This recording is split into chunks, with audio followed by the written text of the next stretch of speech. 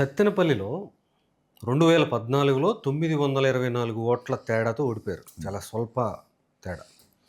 2019లో 21,000 ఓట్లతో మెజారిటీతో గెలిచారు. 24లో మళ్ళీ 28,000 ఓట్లతో తేడాతో ఓడిపోయారు. మీరు 15 ఏళ్ల నుంచి రాజకీయం సత్తెనపల్లిలో చేస్తున్నప్పుడు వెస్ట్‌కు ఎందుకు తీసుకొచ్చారు? గుంటూరు వెస్ట్. సో నేననేది ఏంటంటే అక్కడ రావడానికి కారణం నేను కొంత, జగన్మోహన్ రెడ్డి గారు కొంత. నాకు వచ్చిన ప్రాబ్లం ఏంటంటే వయసు పెరుగుతుందనేది ఒకటి, శక్తి ఉన్నప్పటికీ కూడా ఎక్కువ ఇక్కడుండి అక్కడ తిరగటం ఇది కొంత ఇబ్బందిగా ఉంటుందనేది ఒక అంశం. ఎందుకంటే విలేజెస్ అంతా తిరగాలి రెగ్యులర్గా అనేది ఒకటి. రెండో అంశం ఏంటంటే గుంటూరు హెడ్ క్వార్టర్లో ఉంటే పార్టీకి ఎక్కువ ఉపయోగం ఉంటుందని నా అభిప్రాయం. ఎందుకంటే తాడేపల్లి వెళ్ళటం రావడమే కదా, ఇక్కడ ఎన్ని విలేజ్ తిరగాల్సిన అడ్వాంటేజ్. రాజకీయంగా ఇది అడ్వాంటేజ్గా ఉంటుంది. గెలుపు ఓటములు పక్కన పెట్టండి. పాలిటిక్స్లో గెలుపు ఓటములు అనేవి సహజంగా అది ఇది జరుగుతూ ఉంటాయి. ఏదో నేను జగన్మోహన్ రెడ్డి గారి లాగా అన్నిసార్లు పోటీ చేసి గెలవటం, రాజశేఖర రెడ్డి గారి లాగా అన్నిసార్లు పోటీ చేసి గెలవటం నాబోటి వాళ్ళ వల్ల కాకపోవచ్చు. కానీ రాజకీయాల్లో తృప్తిగా చేయటానికి గుంటూరు ఇస్ బెస్ట్ అనేది నా అభిప్రాయం.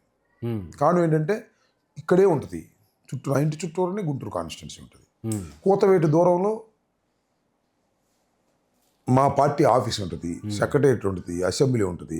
So this is more advantage అని మీరు గమనించారో లేదో, గతంలో కన్నా నేను ఎక్కువ మీడియాలో ఇవాళ కనిపించడానికి కానీ, సమస్యల్లో నేను కనిపించడానికి కానీ కారణం నేను గుంటూరులో ఉండటం వల్లే. మీ పార్టీ వాయిస్ కూడా వినిపించడంలో కానీ, లేదా ఇక్కడి నుంచి అక్కడికి వెళ్ళామనుకో, రోజు అక్కడికి వెళ్ళటమే తప్ప ఇటు వెళ్ళటం కుదరదు. ఇప్పుడు నాకు ఇటు వెళ్ళటమే. దిస్ ఈజ్ ద అడ్వాంటేజ్ అని నేను భావించాను. గెలిపోవటంలు అంటారా, this a tough seat, no problem, no doubt about this. అవును, 3 పర్యాయాలు కూడా 3 పర్యాయాలు ఓడిపోయినటువంటి మీకు 151 సీట్లు వచ్చిన సందర్భంలో కూడా ఓడిపోయింది. మొన్న 51,000తో ఓడిపోయింది. సో ఇవన్నీ తెలుసు నాకు. అంటే 3 సార్లు ఓడిపోతే కసి పెరగొచ్చుగా 4వసారికి, అది కూడా కావచ్చు. దాన్ని మనం డ్రైవ్ చేయటంలో ఉంటుంది అనేది నా అభిప్రాయం. జగన్మోహన్ రెడ్డి గారు కూడా చెప్పారు, ఇది టఫ్ సీట్ అన్న, కొద్దిగా ఆలోచించుకోమని చెప్పాడు. నో ప్రాబ్లం సార్, మీ ఆశీస్సు ఉంటే చాలు అనే పద్ధతిలో మనం వెళ్ళాం. That is the reason behind this decision.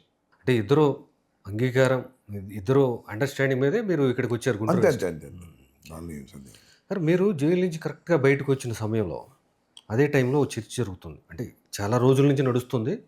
ఆ రోజు పరకాల ప్రభాకర్ ద వైర్కి ఇచ్చిన ఆర్టికల్లో దాని మీద ఇంకొంచెం చర్చ పెరిగింది. అది అర్ధరాత్రి 11:45 నుంచి 2 గంటల వరకు నిమిషానికి 3 ఓట్లు పోలవుతాయా?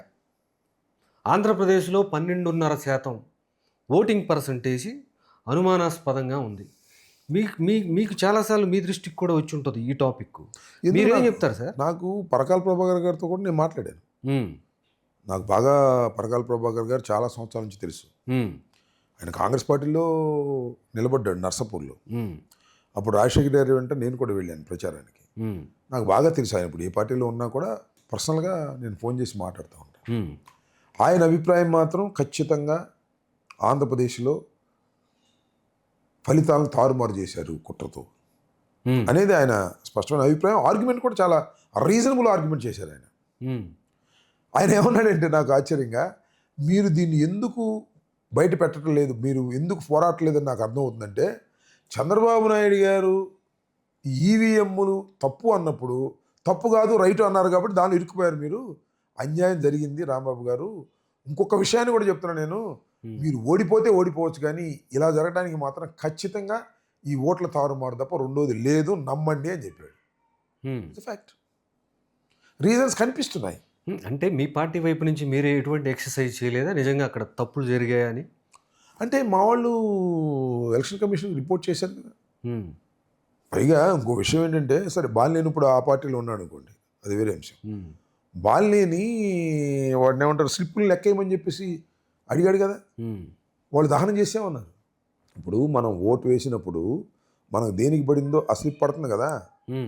2-3 పోలింగ్ బూత్లో స్లిప్పులు లెక్కేయమంటే లెక్కేయడానికి ఎందుకు భయపడింది ఎలక్షన్ కమిషన్? లెక్కేసి ట్రాన్స్పరెన్స్గా ఉండొచ్చు కదా. అక్కడ కూడా పొరపాటు జరిగిందనేటువంటి భావన కలగడానికి అవకాశం ఉంది కదా. అందువల్ల పరకాల ప్రభాకర్ గారు చాలా ఇన్వెస్టిగేషన్ చేసి రీసెర్చ్ చేసి చెబుతున్నటువంటి అంశాలను ఖండించగలిగిన శక్తి ఎవరికీ లేదు. ఆయన ఫ్యాక్ట్ మీద నిలబడ్డాడని నాకు నమ్ముతున్నాను నేను. వాళ్ళకి మరి మొట్టమొదటి నేను కాదనుకున్నా, కానీ జరుగుతున్న పరిణామాల్లో ఇవాళ ఆయన బాగా క్షుణ్ణంగా అధ్యయనం చేసి రీసెర్చ్ చేసి ఓట్ల శాతాన్ని చూసి ఖచ్చితంగా ఎన్నికల్లో ఓట్ల తారుమారు చేసి గెలిచారు అనేటువంటి అభిప్రాయంతో నేను ఏకీభవిస్తాను. సత్తెనపల్లిలో మీ దృష్టికి పోలింగ్ బూతుల్లో ఏజెంట్లు 17C ఫామ్ మీద సంతకం పెట్టకుండా వదిలేసినట్టుగా మీ దృష్టికి ఏమైనా వచ్చాయా?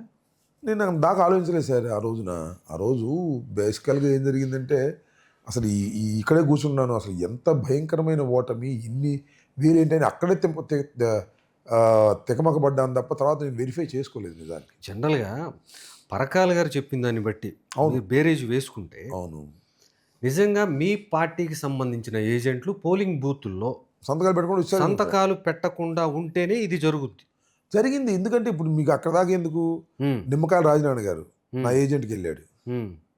పోలింగ్ బూతులు అంటున్నారు మీరు, కౌంటింగ్లు అనుకుంటున్నాను నేను. ఏ రోజైతే ఓట్లు పోలయ్యాయో ఆ రోజు మరి అవి అంత నేను దాని మీద దృష్టి పెట్టలే. ఎందుకంటే కౌంటింగ్ రోజు వీటిని రెండింటిని చూస్తారు. అవును, సంతకాలు పెట్టి మనం నంబర్ అంతా, దీంట్లో పోలైన నంబర్ అంతా అని. ఇవి రెండు ఈక్వల్గా ఉంటే ఆయన చేసిన ఆరోపణలో పాసే ఉండదు మరి. అవును, అది నేను I have not verified actually, మర్చిపోయాను అది. జనరల్గా మీ అన్ని పోలింగ్ బూతుల్లో మీ పార్టీ నుంచి ఏజెంట్లు ఉన్నారని అనుకున్నాం. ఉన్నారని నా అభిప్రాయం. అప్పుడు ఏదో 2-3 చోట్ల కొట్టి పంపించిన సందర్భాలు ఉన్నాయి.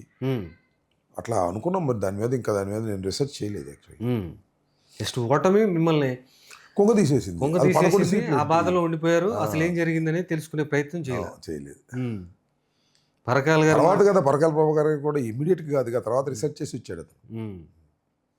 ఆయన స్పీచెస్ కూడా నేను విన్నాను.